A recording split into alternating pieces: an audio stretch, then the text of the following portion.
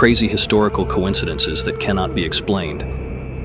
In 1893, a man named Henry Ziegland broke up with his girlfriend, who tragically took her own life. Heartbroken and furious, her brother tracked Henry down and fired a shot at him, but the bullet missed, lodging itself deep into a nearby tree. Henry walked away thinking he'd cheated fate. 20 years later, he decided to chop down that same tree. As it fell, the old bullet was knocked loose and flew out at full speed, striking Henry and ending his life on the exact spot where he dodged it 2 decades earlier. Now jump to August 6, 1945. A Japanese businessman named Tsutomu Yamaguchi was in Hiroshima on a work trip when the first atomic bomb was dropped. Despite severe burns and injuries, he somehow made it out of the city and traveled home the very next day to Nagasaki. 3 days later, on his way to work, the second atomic bomb hit his own hometown. Against every possible odd, he survived a second time and went on to live a long life, passing away peacefully in 2010. And finally, Violet Jessup. In 1912, she was aboard the Titanic when it struck an iceberg and sank. She survived. A few years later, in 1916, she was working on the Britannic when it hit a mine and went down. She survived again. And before all of that, she'd been aboard the Olympic when it collided with another ship